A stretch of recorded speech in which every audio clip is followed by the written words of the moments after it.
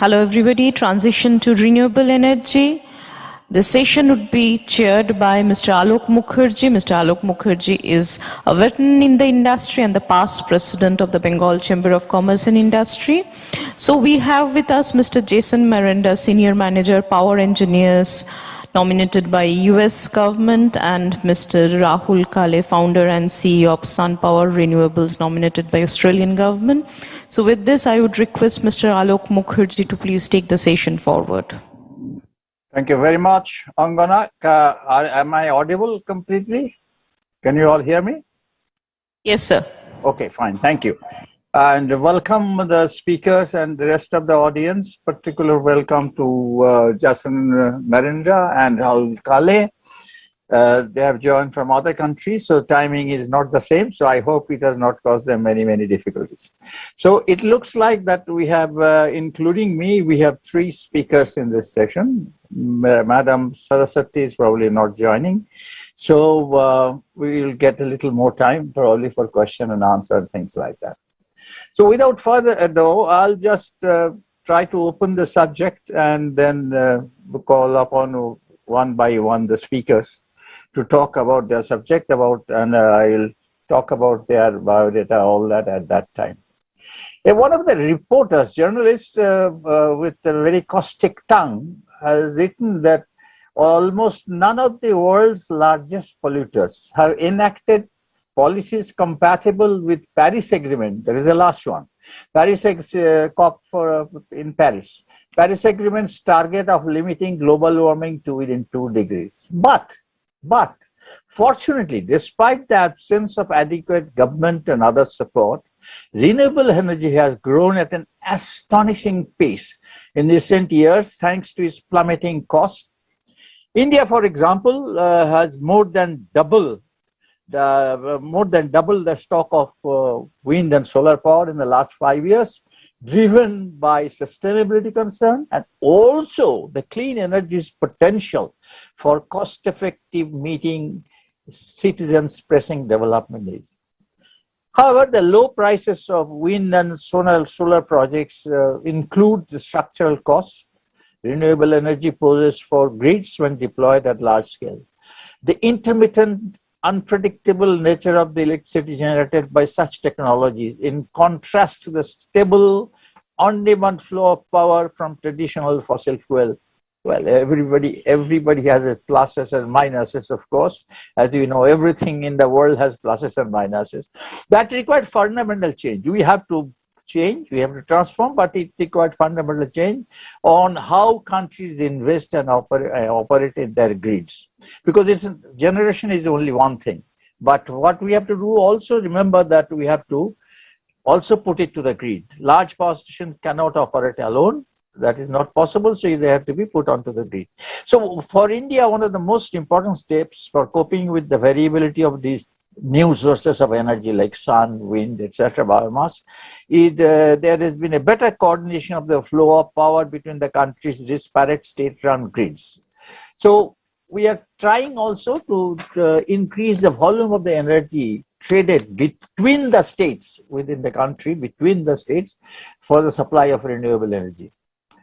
In India, change is underway with very strong recent growths in the renewable energy. According to the CEA, Central Electricity Authority of India projections, wind and solar energy could contribute up to 31% of gross electricity generation by 2029-30, from 9.82% to 2018-19 to from 9.2% to 31%, which is a big jump in what? So let's say about 3-4 years. That is the story of India for renewable energy.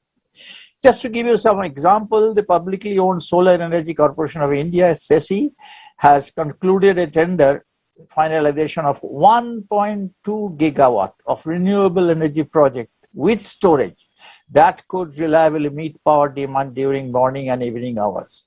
Importantly, the projects will sell the power for a much lower price on average than that charged by the coal-fired power plant. Then after that, the same corporation SECI, Solar Energy Corporation of India, has concluded another tender of 400 megawatt of round-the-clock renewable energy with proper storage, of course. These projects will sell on renewable energy with an annual capacity factor of 80% or above. So apart from augmenting the energy supply to distant places, renewable resources will help India in mitigating climate change. There is no doubt about that. India, in fact, could emerge as an innovation hub for a global green shift with supportive policy action. Another company in India, Reliance Industries, one of the largest company probably in the world also, has announced plans to invest $10 billion in the clean energy sector by 2030, and that will include setting up not only renewable energy power plant, but gigafactories to manufacture solar modules, battery storage, electrolyzer, fuel cells, etc. Several other Indian companies are accelerating plans for growth in that direction. Adani Green Energy recently announced the acquisition of one company, SB Energy, which has announced a target of 60 gigawatts wind and solar energy by 2032, and recently floated a global tender of 1 gigawatt hour of grid-scale battery storage. So energy subsidies have wide ramifications beyond government budgets, including for market, society, environment, and are linked to issues such as stranded assets, enhancing energy access, public health, and climate change. In India, we had about 75-80% at one time coal-fired boiler. So new coal-fired boiler was coming every year. Last year is the only year in the last, I don't know, maybe about 40-50 years that there is no coal-fired power station has been ordered. But there is a problem. There is a problem which is a financial problem. The coal-fired power stations creates a lot of NPA with the banks, non-performing asset, meaning that they have been planned with some plant load factor. But when the renewable energy has come already, and people will prefer to have the renewable energy rather than coal-fired power, then of course it is becoming difficult for them to pay back the lender. So that is creating some problem, but I'm sure it will be over very soon with government support and other support. So India is world's possibly the third largest consumer of electricity and third largest renewable energy producer, with as of today 38%. That is 136 gigawatt out of 373 gigawatt of total installed energy. And I'm talking about 2020 December. So after that 6 months has passed, and we have added also in those 6 months. India has also set a target of aims to reduce emission intensity to gross domestic product ratio by about 35%.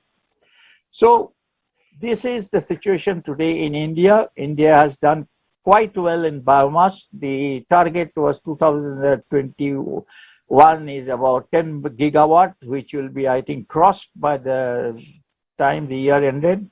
Wind power is running a little short of a target, which was 60 gigawatt, because of certain challenges, sanction of grid, and then availability of land, and so on.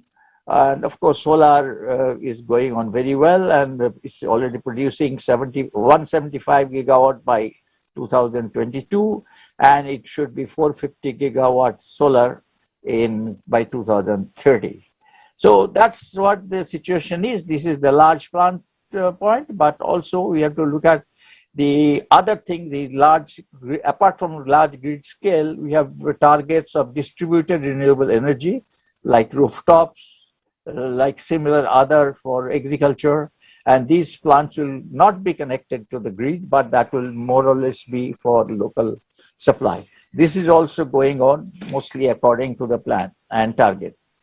So there are contradictions in between business as usual in India's power sector and its green energy aspirations, but it will become more obvious as we go on. And reforming now while there is still time, it's like a surgery. You know, a planned surgery always more welcome than emergency surgery. So while there is still time and flexibility to plan for high shares of renewable energy, rather than simply react to an imminent crisis of curtailment that would let India not just continue the meteoric growth of renewables in this country, but accelerate it also. So with that, I will stop here. Maybe we'll come back later on for some other points. And the next speaker in this session will be Mr. Jason Marinda. Jason Marinda, as you have been told, is the senior manager for the power engineers. And he has been in the grid division, and it brings the deep technical understanding of grid reliability and communication system.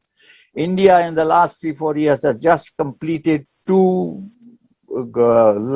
very high power, ultra high voltage DC grids from center of India to northeast India to take in the small hydro plants, and another from South India to East India. So these are very big transmission lines. I think the capacity in both cases is about 6,000 megawatts, 6 gigawatt, and the distance is about 17 to 1800 kilometer, and it is plus minus 800 kV DC. So it will be, we would very keenly await talk of Mr. Jason Marinda. He has diverse background, including distribution planning studies and design and commissioning of substation SCADA system and distribution automation system that facilitates grid operational performance monitoring. Mr. Marinda's professional experience include both design and field installation monitoring assignments that allow him to discuss both the theory and reality of grid resilience. His work has also included equipment configuration and programming, system integration, commissioning, and startup. So Jason Marinda, please, the floor is all yours. Or rather, the screen is all yours. We have no floor. Yeah, thank you. Hello, can you hear me okay? Yes, I can hear you loud and clear. Yeah, thank you very much. And I do have some slides to share, so I'm going to share that here. And so you should be able to see that now. Yes, we can see your screen. Okay. Okay. So thanks for that introduction. That was very nice of you. Sometimes I hear introduction of myself and wonder how I've had time to do all that stuff. But and really appreciate the introduction on India and all the exciting things going on in renewables there. It's really an astonishing amount of renewables that is being connected to the grid there right now. It's an exciting time to be in the industry. So like Alok said, I'm Jason Marinda. I work for Power Engineers. I'm a project manager focused on distributed generation and renewables here and how those interconnect to the grid. Power Engineers is a multi-service engineering and environmental firm. Jason, sorry to interrupt you. I forgot to tell you, if we could finish within about 15 to 16 minutes, 17 minutes, that's okay. Okay, yep, for sure. Thank you for the reminder. So, yeah, like I was saying, so Power Engineers we're based in the U.S., but we do work all over the world, including in places like India, where we've done a number of high voltage projects, and in other parts of Asia. A lot of transmission line design and that around there as well. But, you know, a lot of the work that I'm focused on and that we do as well and internationally is like feasibility and roadmap studies and saying, okay, if our goal is this and today we're here, how do we get from here to there? And so, you know, that's kind of some of the work that looking at here in this time in the industry is how do we, you know, we have all these goals for renewables, but, you know, right now we don't have that, and how do we integrate those into the grid and still provide safe, reliable, and affordable power to our customers? So, so that's what I'm going to talk a little bit about here. And my background is in the transmission and distribution world.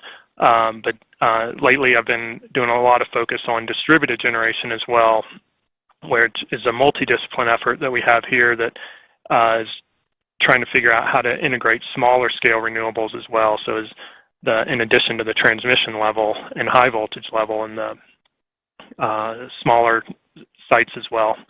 So the first thing we talk about is, the grid is changing. You heard all the stats on the new renewables that are being added to the grid in India. Worldwide, in 2020, there was 260 gig of renewables added to the grid in 2020 estimated, which is a 50% increase over just the year before. So, and that was with the global slowdown and stuff because of the COVID pandemic. So that's a significant amount of energy. And so 260 gigawatts, sometimes it's hard to think about how big of a number a gigawatt of energy is. And 260 gigawatts in 1 year requires every second installing 8 kilowatts of renewables. So that's about the size of a decent sized house. Is you can put about 8 kilowatts of renewables on the roof. So every second we have to do that to get to what we did last year, 260 gig worldwide. And then, so another thing, sometimes you hear gigawatts, megawatts, and all that, and a little hard to fathom how big of a number that is. And just for a comparison, 1 million seconds, so a mega is about 11 and a half days. 1 billion, or a gig, of seconds is almost 32 years. So just the difference in seconds between a million and a billion is 11 and a half days to 32 years. It's quite a bit. And we did 260 gigawatts worldwide of renewables last year. So that's a crazy amount of new renewables onto the grid that we have to figure out how to do with that intermittency, and not steady state that we're used to having powering the grid. Another thing that's changing our grid right now is electrification, as we try and fight climate change on that part, and electrifying and going from fossil fuel-based things like residential heating and industrial processes using fossil fuels to electrifying that to clean that up some. So that's another stress on our grid as a load instead of the renewable source. So we have to figure that out. Like I mentioned, distributed generation is a huge push all over the place. And so now, we're used to having our grid of power being generated at one spot and then flowing out in one direction everywhere. And now we still have those big power plants, but now we have these small distributed generations as well that's pushing power the other way. So you have multi-directional power flow. So that's changing our grid as well. You have the standard drivers, the things that have been changing our grid ever since we created a grid, is aging of the infrastructure, and then load growth in areas that haven't been developed yet or just are growing. Our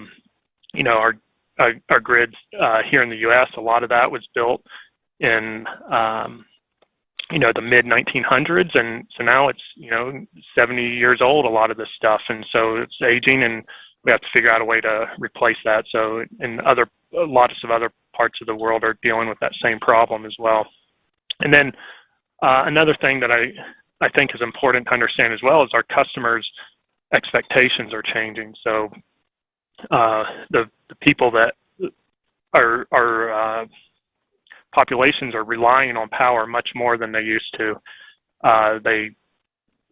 Back 30, 40 years ago, when the lights went off and power was down for a little while, that wasn't as big of a deal to now, as we're so reliant on that power. And it's gone from being an inconvenience to be honestly a potential for a humanitarian crisis when power's out for an extended period of time in places.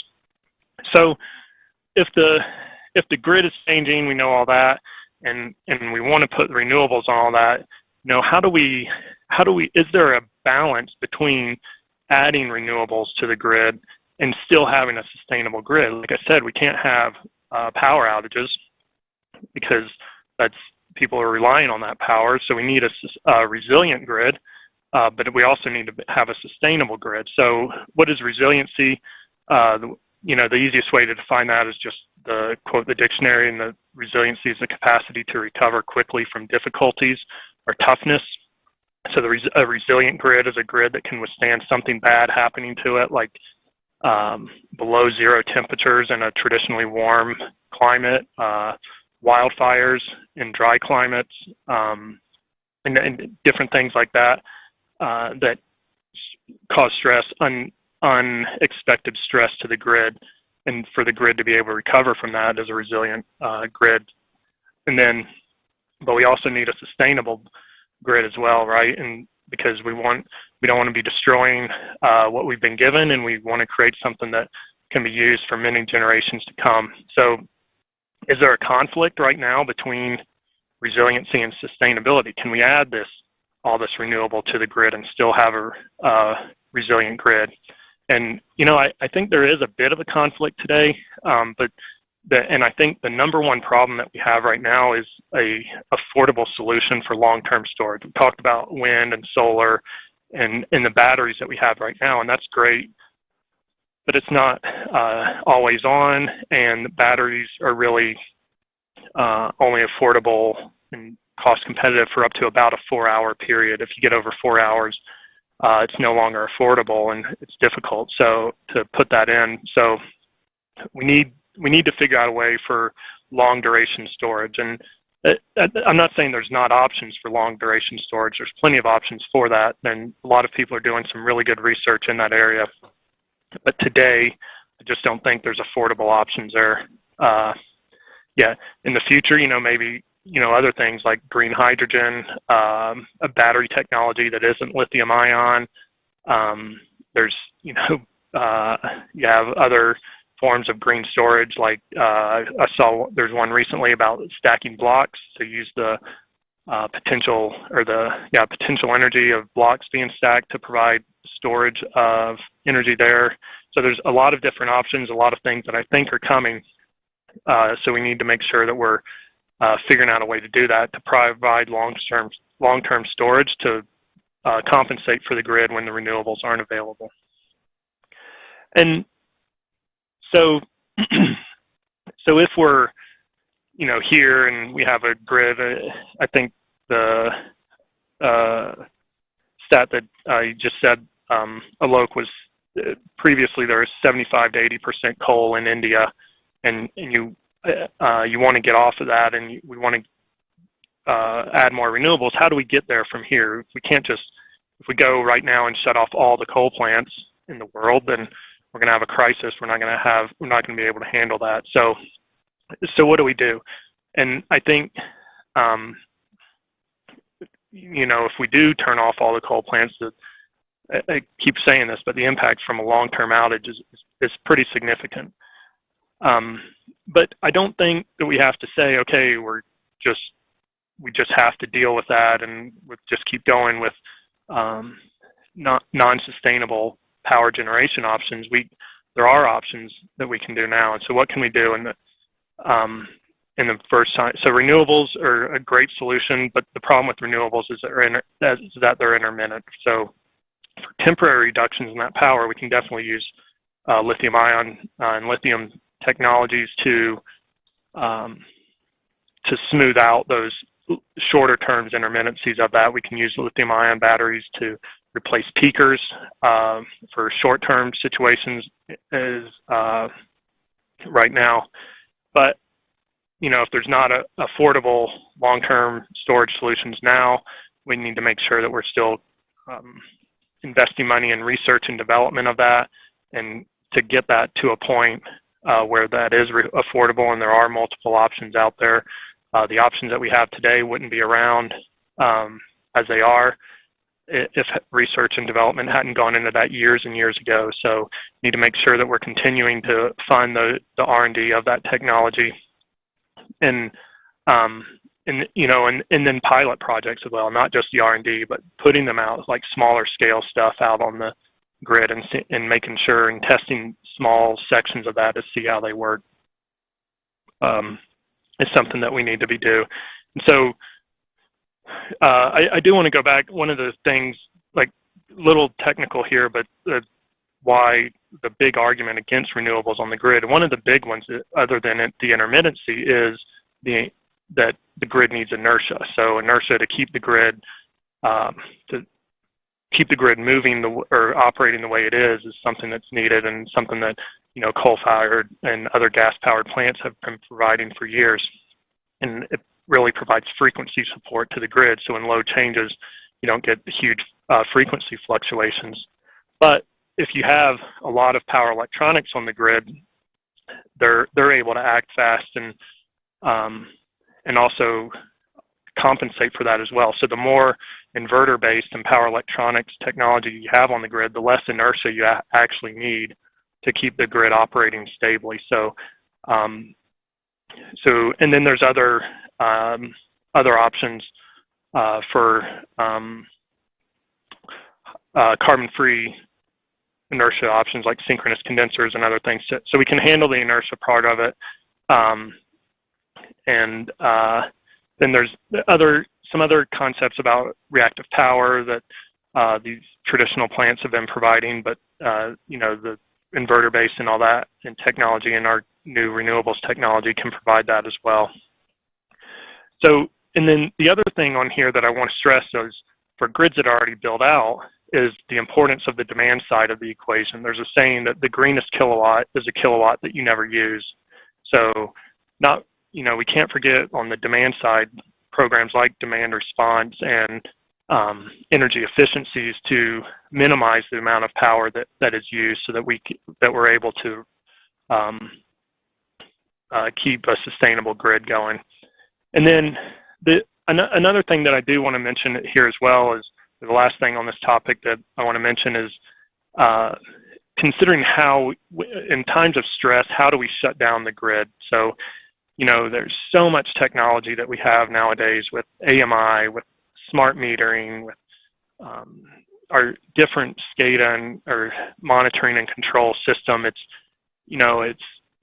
really sad to me that now when the grid is stressed, we still are shutting down portions of the grid by just opening high voltage transmission breakers and shutting off large sections of the grid without a more strategic way to shut that down. So that's another thing that we need to make sure that we're doing and to remove stress from the grid in times of trouble is being able to strategically shut down parts of the grid. So that's all I've got for my introduction. Just one, like I said, the key to me is we need a grid that is resilient and sustainable. We can get there from here, but we have to make sure that we're figuring out investing in things like long-term storage and making sure that that we're putting in renewables where they make sense. So, thank you very much, Jason. That was a good lesson for us regarding grids. And by the way, I like very much your giving the examples between millions and billions, taking the seconds as a unit. That was very impressive and convincing too. Then you really understand what is the difference. Anyway, yes, as you said rightly, the goalposts are there, and sometimes the problem is the goalpost is also changing, so we have to change ourselves. Distributed generation has been a game changer completely. We have been used to power flowing in one direction, as he rightly said. Now it is all multi-direction, power coming in, power going out, and so on. So the state, in spite of that, the grid must be at a steady state. That's the main thing. And the resilience and stability, I would say resilience, stability, and sustainability. All three, to keep all three there in the grid is very important, but at the same time, it's a complex problem. It's not an easy problem. Affordability is another thing, and which we are very concerned about India. Fortunately, today the solar power the costing of that is much lower than even the coal-fired power. So that was a big surprise for us. Even 2 to 3 years ago, we couldn't have imagined that. 3 years, 4 years ago, we couldn't have imagined that. it is true that the battery storage, that technology is coming up, but it has not come up to the extent that the other areas has developed. But I'm sure in a few years' time, we will see a complete change. For your information, Jason, that we have started storing energy for a long time back by using hydro pump storage system. And West Bengal is a state which started it in India. And now I believe about 62,000 megawatt has been is under construction or something, where at proper sites, because you need a high point reservoir and a reservoir on the ground level. It's being constructed for storage of power. But I am sure that the battery technology will come up very soon. And apart from that, yes, our short term, we have a definite short term and long term goal. In short term, within this decade, we cannot say no coal, no power from coal. That's not possible.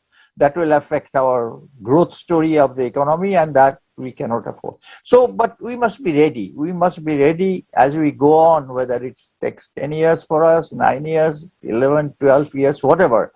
We must be ready with our infrastructure of renewable energy so that we don't feel the absence and make it sustainable and stable. That is the most important point.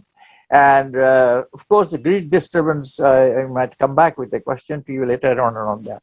Thank you very much, Jason. That was a good description of the grid problems and the grid possibilities with the renewable powers coming in.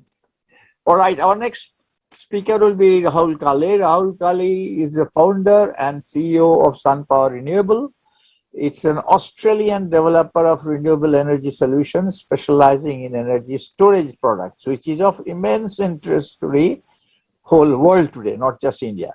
So Rahul has been working on that, and he has been a thought leader, advocate for renewable energy. His understanding of the renewable energy sector within financial sphere is what led him to identify gaps in the solar industry. So he has worked in many projects across Asia and Europe, and under his stewardship, the company designed and created a state-of-the-art solar energy device for the last mile energy generation. Since then, his company has gone on to expand the range and venture deeper into the sector of the electric vehicle charging capabilities. Prior to Sun Power Renewable, his professional career began 2 decades ago as a banker in Asia Pacific, where he held leadership position in banks like Standard Chartered Bank in Singapore and GE Money in Australia. Rahul's exposure to multiple markets has equipped him with strong business acumen, ability to assess risk and work at a strategic level. He possesses strong leadership ability, interpersonal skills, and multicultural awareness. He is a Monash University graduate alumni with a graduate diploma in banking and finance and master's degree in applied finance. Apart from that, he is interested in sports and is a fitness enthusiast, and there was a national level swimmer. Good, that I didn't know. I have requested Rahul particularly if he can just take up to time is about 15 minutes. So if we can take up 16, 17 minutes, something like that, take up the 2 aspects of renewable energy. One is the financing, which is a big issue in India also, and also project management. Renewable energy projects are somewhat different than many other projects. And what are the constraints and how we should proceed when handling a project of renewable energy. So Rahul, the screen is all yours. Thank you so much, Mr. Mukherjee. Thanks, Jason, for a great note on the grid infrastructure as well. Just in addition to some of the few things in terms of introducing myself, we develop and manufacture portable lithium solar generators, which are an all-in-one device, including lithium-ion battery storage, which are really used for last-mile electricity connections. And they are the ideal replacement for diesel generators and home inverter UPSs for energy backup. Our whole ethos for the company is about energy independence. where we want to make sure that, with all the shortcomings of the grid at the moment and all the infrastructure related issues, particularly that we see in countries like India or other emerging markets, we want to promote energy independence to the consumer. And this really came about by, in my previous life as an investment banker, and so we were developing a lot of large-scale utility projects, utility-scale projects in Asia and Europe. And one of the main issues that really came about was, how do you kind of make solar energy or renewable energy accessible to the common man? How do you make sure that everyone can actually have access and start generating their own power? A lot of people that we used to install these plants and we used to travel all over the world, and people used to ask us the same question that, look, I'm going to set up this massive 10, 100, 200 megawatt plant, but what does that mean to me? We've heard about, we've set up solar plants in India where we've got PPAs signed at 18 rupees a unit, which are now at about 2.5 rupees a unit. But for the average user in the country, their electricity bills are still going up. So there's that whole disparity, and people are very concerned about that their dependence on diesel generator or energy backup solutions is increasing, even though there's reports about solar price going down. So that whole thinking led us to kind of create and design this product. We've got a big R&D center in Australia where we are researching on new battery technologies, and we've come up with this new product and a whole range of products, from very small handheld units to larger units for commercial and industrial purposes as well. So I'm just going to share my screen, and we'll just go through a few topics today, mainly around some of the future trends in renewable energy, and I'll keep my focus a bit on financing and project management.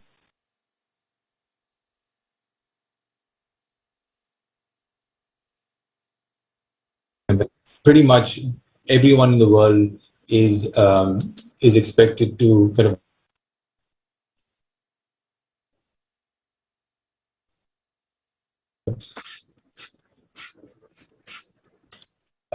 there's a big commitment from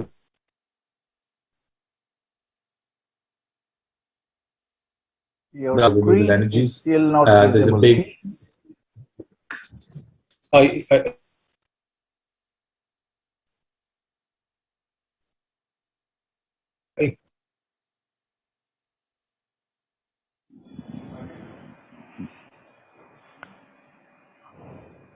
Mr. Kale, we are sharing the screen for you.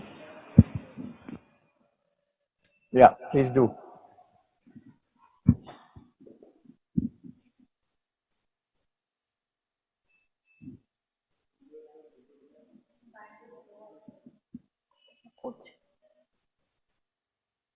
Yeah, now you can see it.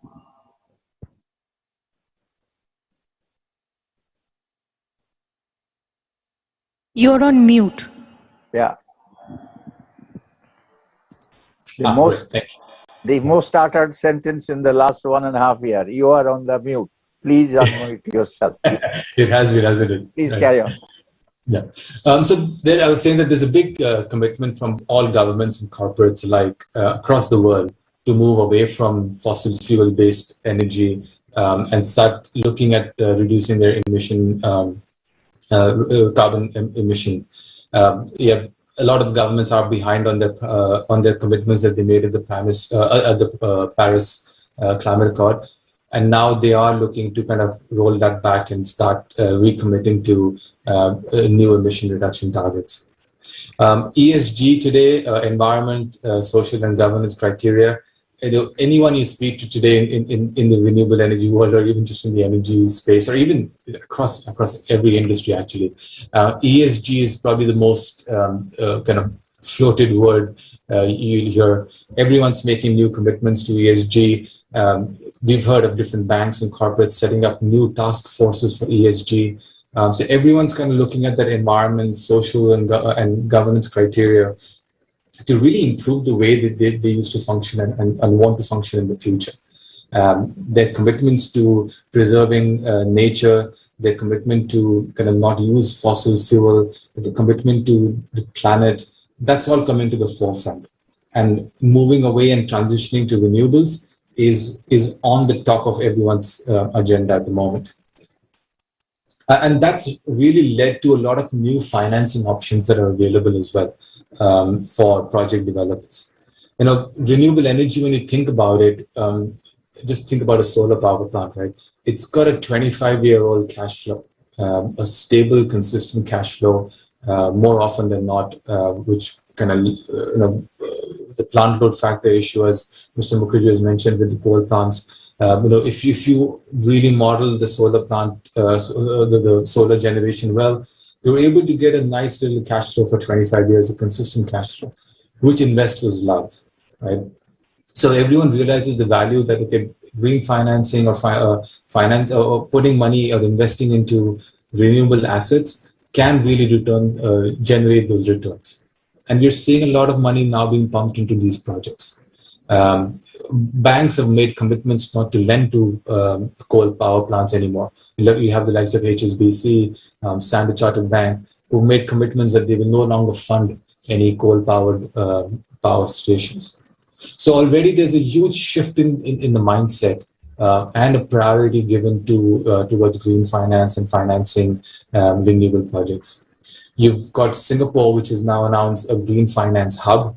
They're coming up with green bonds and other sorts of financings for renewable energy projects. And if you look at the kind of distribution across the world, Asia still ranks as one of the highest in terms of capacity or potential to generate renewable energy. So a lot of the focus of the international banks and financing institutions is in Asia, particularly India, for these renewable projects. In the last year, especially since the pandemic, SPACs are really making a big name. SPACs are special purpose acquisition companies.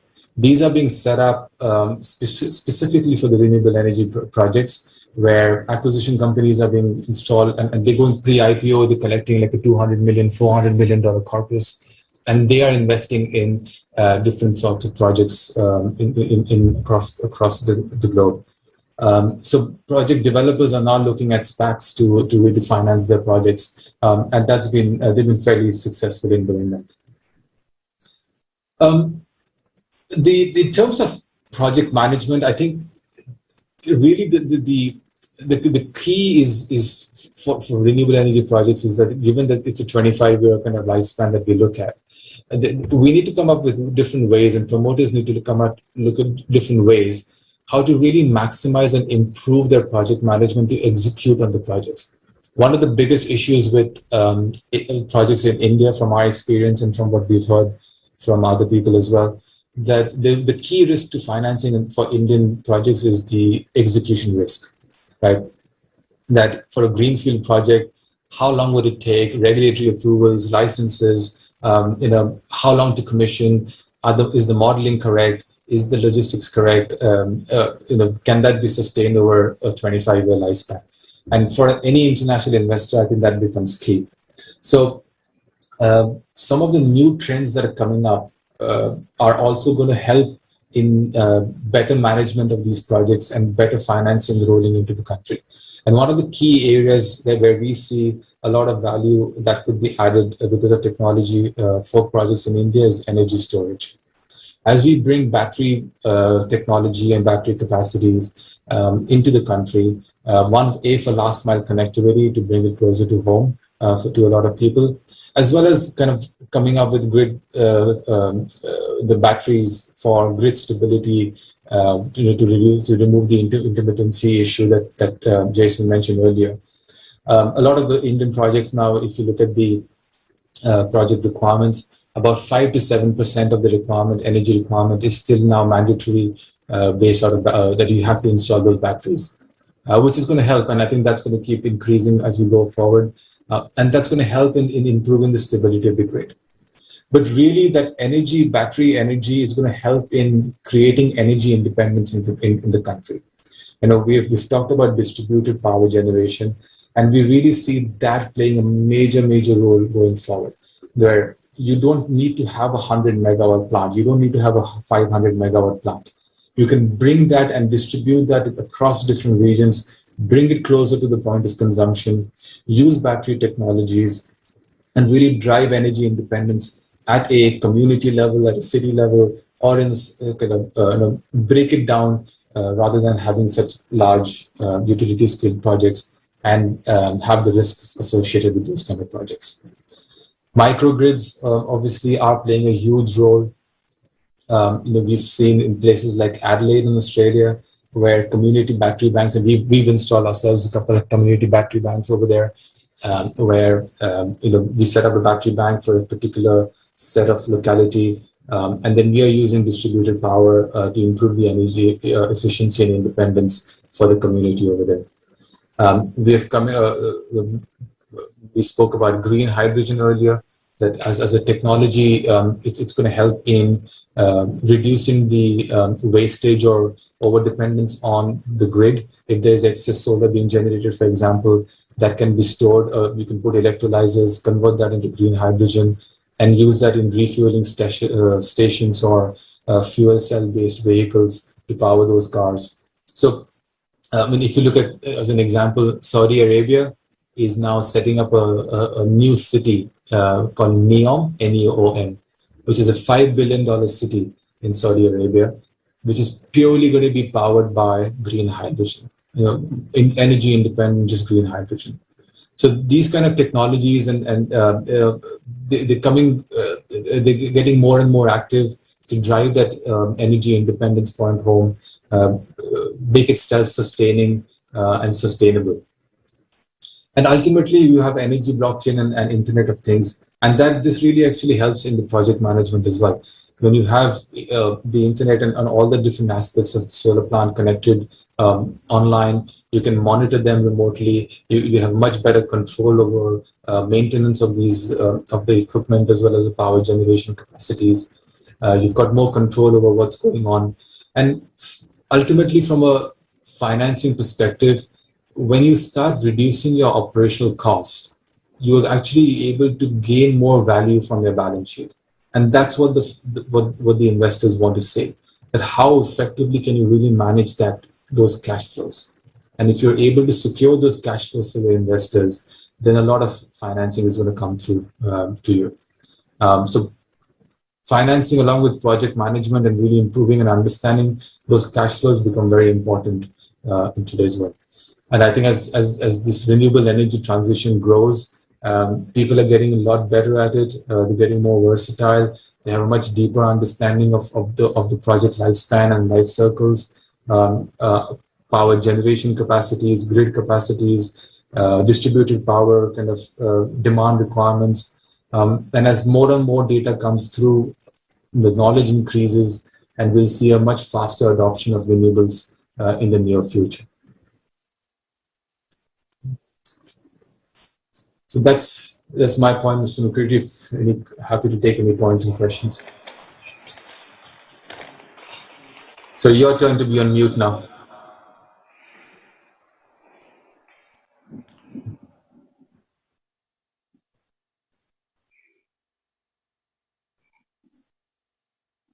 Sir, you're still on mute.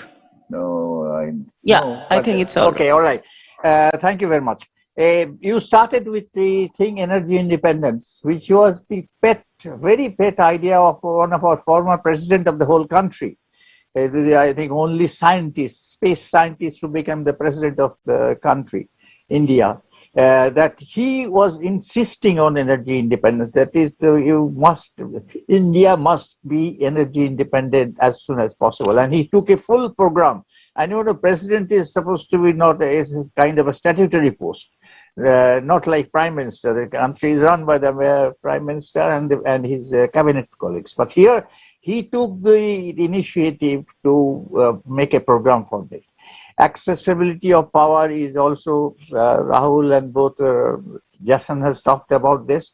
Battery technology is one of the main things, because I have heard people who are the head of distribution companies saying that what is the use of renewable energy if we don't have storage? Now, storage has advanced quite a lot in the last few years, but not probably to the extent that we thought it would. And you have given very good examples also of the financial options which one can have. We are going through that stage right now, and we're trying to find out that what are the different kinds of multilateral agencies, angel fund, venture capital, whatever, wherever this is possible to do. And green energy, we have just taken a hydrogen mission. The Prime Minister has announced that, and we will go into this very soon. Okay, so you have more or less covered what you were supposed to cover, both financing options as well as the project management. And I must say that when I worked with a company called ABB, Asia Brown Boveri, you might have heard of, and there we used to say that it's an endangered species. The project managers are sort of endangered species. Very difficult to find a really good project manager.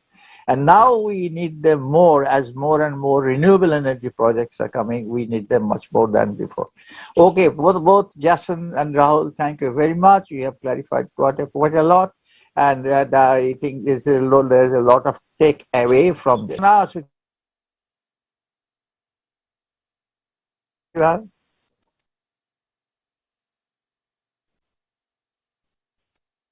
who has the questions? Angana, you or Suchishmita? Yes. Sorry, I was not being able to switch on my microphone. Yeah, we have two questions. Okay. One is general and one is pretty specific. One is what is the cost competitiveness of renewables? This is one. Another one is India in a strategically stronger position, taking the lead in International Solar Alliance, and how? So if you could address this, I think I have received few more questions. I will check and revert. Okay, all right. Firstly, I think I'll take this. Your first question was, the second question was the International Solar Alliance, and the first question was what? Cost of renewable energy, right? Sir, cost competitiveness of renewable. I'll speak on that later, but I'll first ask Jason if you have any comments on this. I do think that renewables are cost competitive, especially solar, and then solar combined with storage is definitely cost competitive with other forms of generation. In the U.S. here, there was recently an RFP went out and the RFP was said, hey, we need this much generation. We don't care what type it is. Come back and tell us the technology you want to use. And by far, the solar and solar plus storage was the cheapest options that were available. Right. Okay. Rahul, any comments? Yeah, I kind of see this in two parts, right? I think in terms of if you look at like a country like India, where you have your power discoms and state governments who are buying the power. Yep. Typically, earlier they were buying renewable energy, solar power at 18 rupees a unit. That's now gone down to 2.5 rupees a unit. Whereas they're buying coal powered at 2.5 to 3 rupees a unit. So from a competitiveness perspective, I think it's on par. There's grid parity. So there's a lot of impetus for these discoms to now buy renewable energy and supply that to the consumer.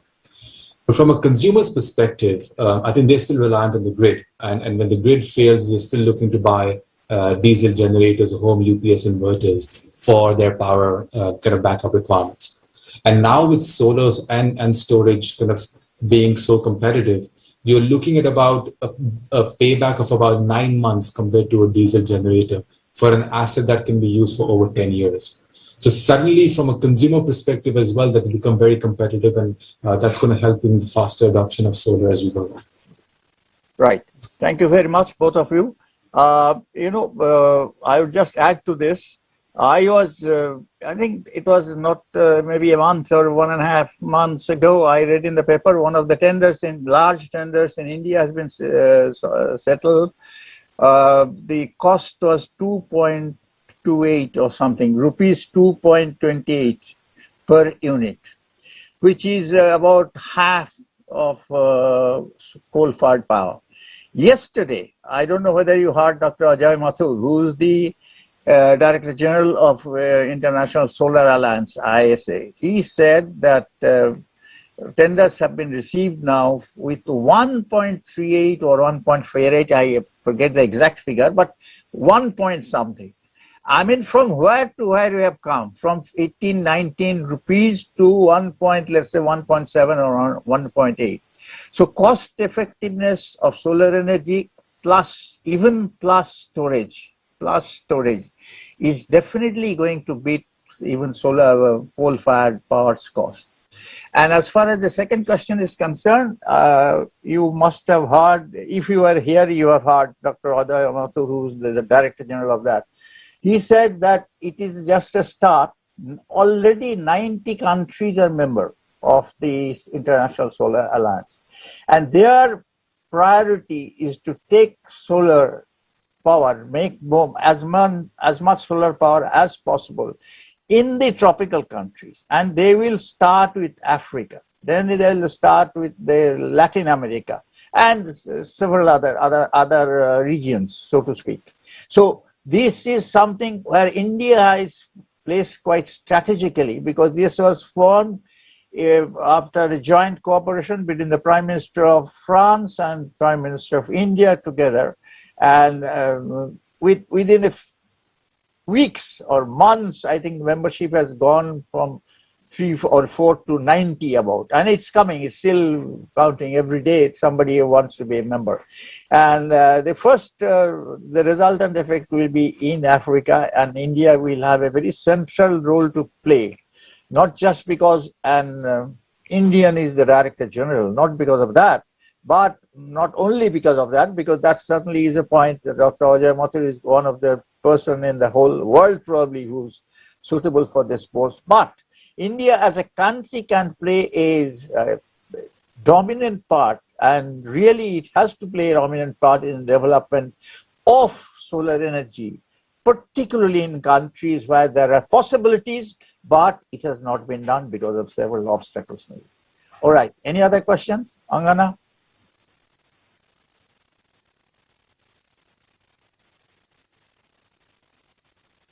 Angana, any other question?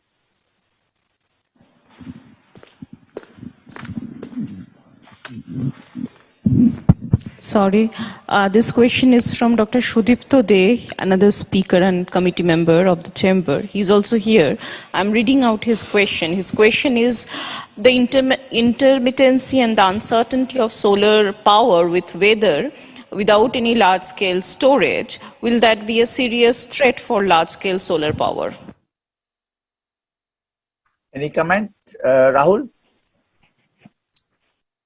Yes, I would think so. Till the technology improves, or till you kind of bring in something like green hydrogen to store that power, that is one of the bigger issues, and that does have an impact, because it's not easy to predict the grid and what goes into the grid. Today, there's a lot of wastage where renewables kind of can't really flow into the grid the way it's expected to flow.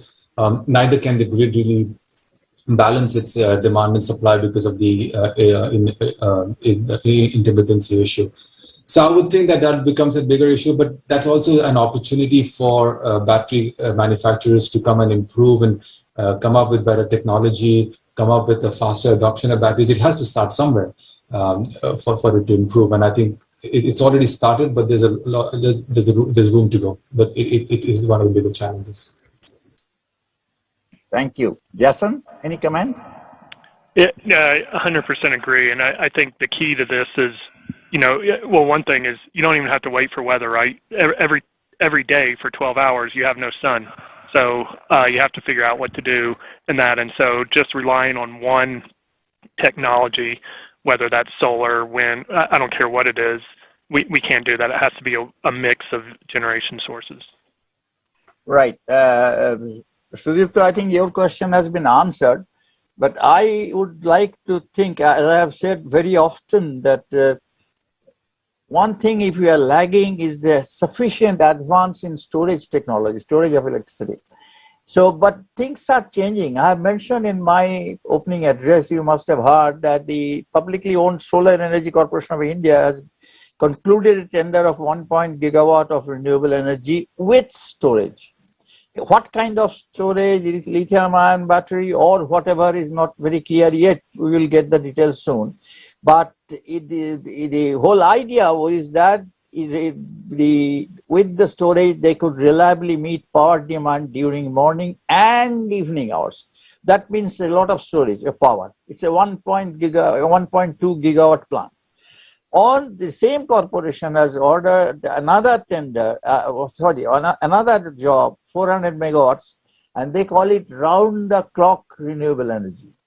That also must be with storage. Now, the storage is not, well, technologically, we all think it seems that it is not where it should be. So we have to wait for it to be summer, but I am quite optimistic about it. I think that possibly in the next 3 to 5 years, we will see some kind of revolution in energy storage. And I think what has been ordered by these companies, we don't have the details, but there are new people, there are people coming up with new ideas, not just the old lithium-ion battery, but something else. They're changing not only the material, but also other operation parameters for the storage.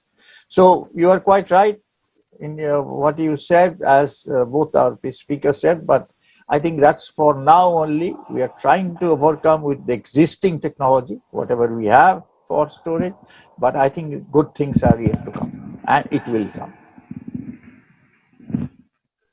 Yes, Thank you. Any other question? Yeah, we are just on time, but however, there is a question which is not directly related to, it's not solely on renewable, but I think, sir, you may address it. Like, how can developing economies improve SDG? Well, yes, you are right that this is not a question for this seminar, but most certainly, the whole point is that there are two aspects of this. One is business as usual, or not business as usual if you want to follow the SDGs. Now, the SDGs, with 17 or 19 of them together, we didn't take much notice of that initial, but today in India, everybody is doing that. I strongly feel, and many others feel like me, that SDGs are not just can be taken as SDG, they must be integrated with your operation. Whether it's governance, whether it's something else, renewable energy, whether it's energy disruption, whether it is something else, it doesn't matter, environment, pollution, whatever it is. The whole point is that it is just like quality. When quality in movement started in India, 60s, 70s, we thought we have made a quality department and put 10 inspectors, the job is done. Then we found out that quality must be integrated. The production must not go on without quality, and the production manager is responsible for quality, not the quality manager. Exactly similar way, SDGs have to be integrated with our operation. All that we have done so far, we are going to do. But I think gradually India will do very well in SDGs. Gradually, it has all just started, but I'm sure that we will see more of it in future. Thank you, sir. So we are closing the session here, if that is all right with you. Yeah, fine. I just would like to add one word, that renewable energy is no longer a niche fuel. We cannot call it a niche fuel any longer. Just as climate change is not academic today, those days are gone. It's very real on the ground, and we have to tackle and handle it. There was an Italian writer called Lampedusa. Many of you might have heard about him.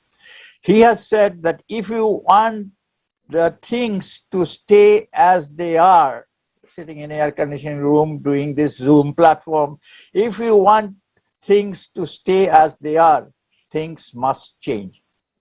And that starts with all of us. We have to change ourselves to adapt to the new circumstances. Smart grid technologies will allow for the integration of renewable energy into the grids. And things are happening with about 2,000 kilometer long lines in India itself. And there are many other countries who are doing this. So I'm sure that if renewable energy has come to stay and more improve itself. There are challenges, but we have to tackle the challenges as we go on. Thank you very much. I must thank the speakers for their excellent deliberation, plus the time they kept wonderfully to the time, and all the audience who was there. I'm sure there is a lot of takeaway for them from this session. Once again, thanks a lot to all of you and the Secretariat for helping us. Thank you, sir. Thank you. Thank you. Thank you, sirs. So we are closing this session on the transition to renewable energy, and which brings us to the concluding session of this year's Environment and Energy Conclave. After 10 minutes at 8:45 IST, we'll be having dynamics of carbon credit market and green funding. The speakers, we have Mr. Anirban Ghosh, Chief Sustainability Officer of Mahindra Group, and Ms. Sara Dobi, Manager, Resilience Programs, Climate Resilience Consulting. So you are requested to stay tuned for YouTube and LinkedIn and our webcast audience. The session would be continued, and for Facebook, we are closing the session here, and just before at 8:45 IST, we will get relive again. Thank you.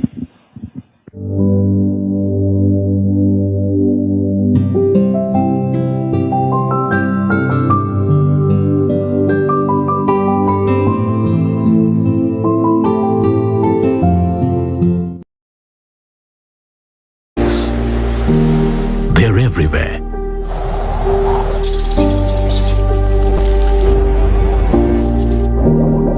From each atom of every molecule to thousands of kilometers deep within the earth. From the sparkling eyes of a young knowledge seeker to the silent confidence of a budding entrepreneur. Possibilities ignite the aspirations of 1 billion people. They hold the key to the future of India.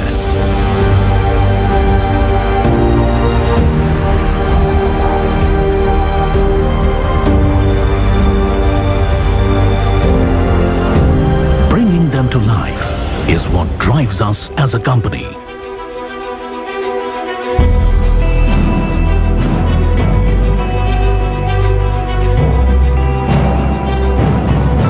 We are constantly expanding and harnessing energy for diversified growth.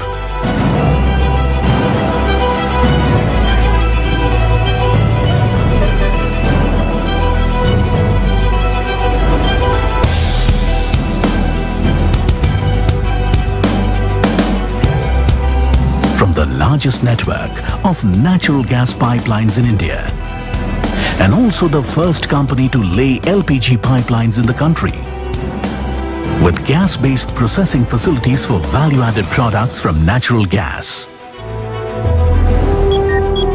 Spearheading new strategies in sourcing and LNG shipping. At GAIL, we are leading India's efforts to deliver clean energy to its people through new and innovative solutions.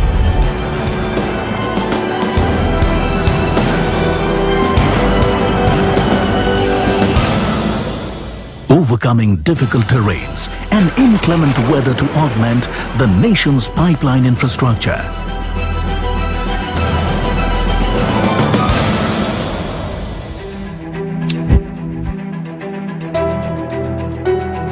We are connecting clean energy sources to energy markets and enhancing lives everywhere.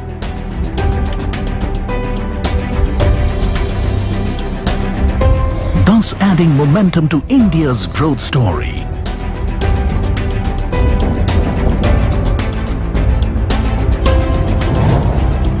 Diversifying our global presence across varied geographical and price indexations.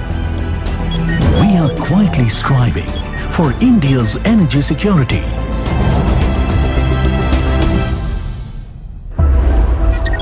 With absolute transparency, impeccable corporate practices,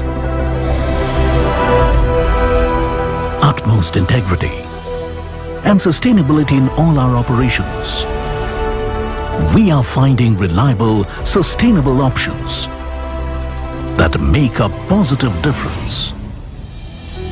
The future holds many challenges. Challenges fraught with the possibilities of innovation and of growth.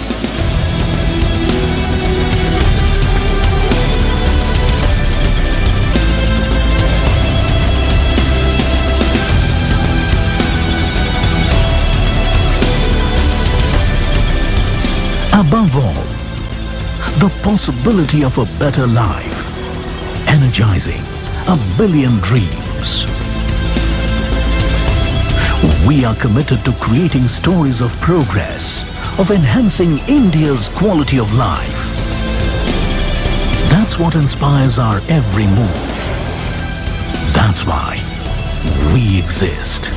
GAIL, energizing possibilities.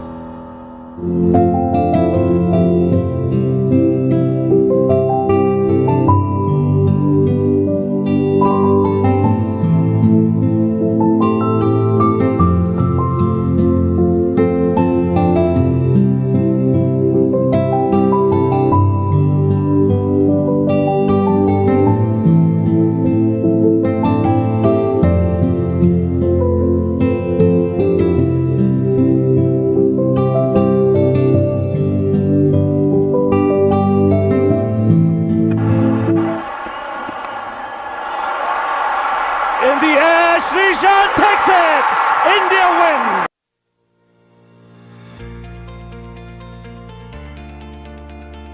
The word first is ingrained into our DNA. The first organized steel service center in India for industrial customers.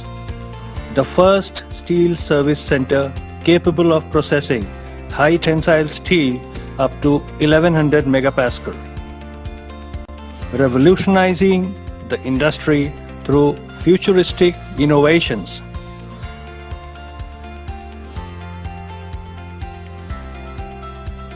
Equipped with cutting-edge technology to deliver innovative products and services to customers. In perfect harmony with Tata Steel, that enables it to extend its reach, facilitate order customization, optimize lot sizes, and execute just-in-time deliveries.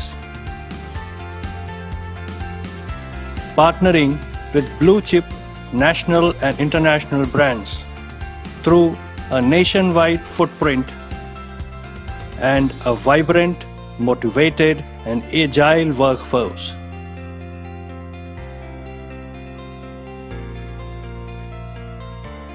In tune with current market dynamics, yet future ready. 100% subsidiary of Tata Steel, we are Tata Steel Downstream Products Limited.